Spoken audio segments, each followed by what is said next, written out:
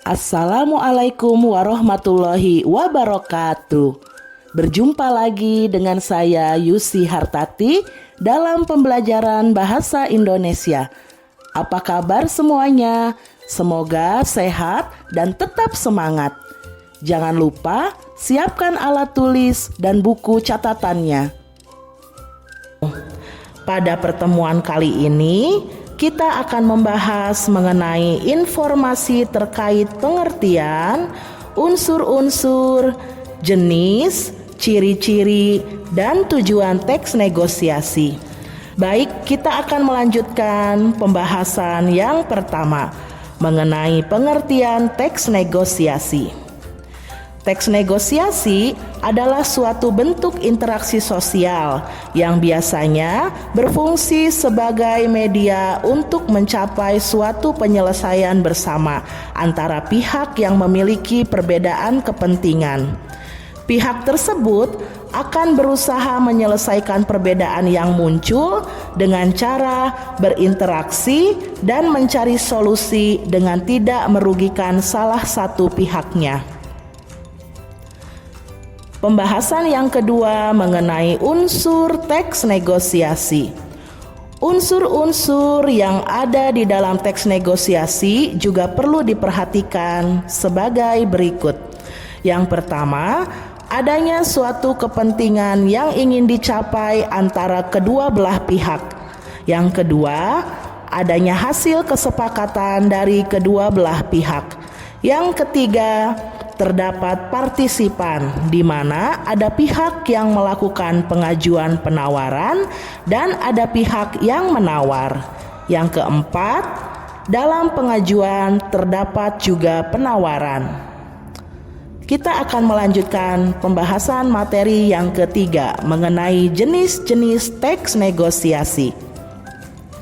Setelah membahas pengertian dan unsur teks negosiasi, maka pembahasan berikutnya adalah jenis teks negosiasi. Teks negosiasi dibagi menjadi dua jenis. Dari masing-masing jenis itu mempunyai ciri-ciri yang lebih spesifik. Apakah kamu penasaran bagaimana penjelasan lengkapnya? Yuk simak. Yang pertama, teks negosiasi lisan. Teks negosiasi lisan adalah jenis teks negosiasi yang berbentuk percakapan antara satu pihak dengan pihak lain. Salah satu bentuk dari teks negosiasi lisan yaitu negosiasi jual beli, di mana jenis negosiasi ini biasanya digunakan bagi para penjual dan pembeli. Barangkali kamu adalah salah satu orang yang pernah melakukan negosiasi saat melakukan belanja online ataupun offline, bukan? Yang kedua, teks negosiasi tertulis. Sesuai namanya, jenis teks negosiasi tertulis merupakan negosiasi yang biasanya menggunakan gaya bahasa yang perlu diperhatikan. Misalnya saja dengan menggunakan bahasa yang baku dan pastinya menggunakan bahasa tulis. Sementara bentuk dari negosiasi tersebut ada beberapa macam yang barangkali pernah kamu temui, di antaranya surat permintaan, surat penawaran, dan surat proposal, di mana sebenarnya jenis teks negosiasi tersebut jarang digunakan di dalam kehidupan sehari-hari. Pembahasan materi yang keempat mengenai ciri-ciri teks negosiasi. Adapun contoh yang sering kali kita praktikkan di dalam kehidupan sehari-hari adalah ketika kita melakukan penawaran saat membeli baju, sepatu, baik itu secara online maupun secara offline. Mungkin karena sudah terlalu biasa dilakukan, kita sampai tidak bisa tahu mengenai ciri-ciri teks negosiasi itu sendiri. Berikut akan dijelaskan mengenai beberapa ciri dari teks negosiasi.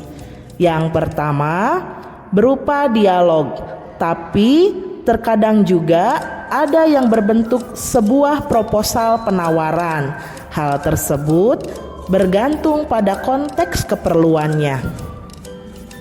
Yang kedua, ada lawan yang bisa diajak dialog. Apabila dialog sendiri, berarti itu bukan termasuk negosiasi. Yang ketiga, berupa kegiatan komunikasi, baik secara tertulis maupun lisan, langsung ataupun tidak langsung. Yang keempat, munculnya proses negosiasi karena adanya perbedaan antara kedua belah pihak. Yang kelima, tujuan akhir dari negosiasi adalah mendapatkan kesepakatan. Jika dilihat dari ciri-ciri di atas, tentu kita sudah tidak asing lagi dan sering menggunakannya, kan? Pembahasan yang terakhir, yang kelima, mengenai tujuan teks negosiasi.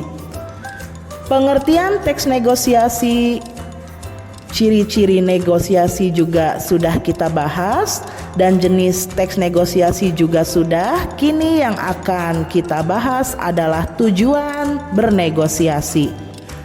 Tujuan bernegosiasi dibagi menjadi 3. Di antaranya, yang pertama, bertujuan untuk memperoleh kesepakatan yang di dalamnya terkandung beberapa kesamaan, seperti saling mengerti dan saling setuju. Yang kedua, dapat menemukan suatu jalan keluar atau penyelesaian dari negosiasi yang telah dilakukan oleh kedua belah pihak. Yang ketiga, pihak yang melakukan negosiasi sama-sama memperoleh keuntungan, serta tidak ada pihak yang merasa dirugikan.